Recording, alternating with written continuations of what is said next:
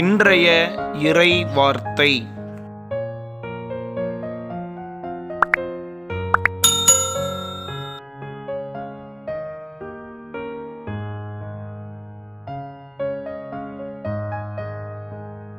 பிறர் என்ன சொல்வார்களோ என்று அஞ்சிக்கொண்டு நடப்பவர் கண்ணியில் சிக்கிக்கொள்வார். ஆண்டவரை நம்புகிறவருக்கோ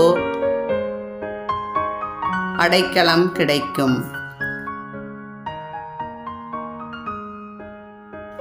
நீதிமொழிகள் புத்தகம்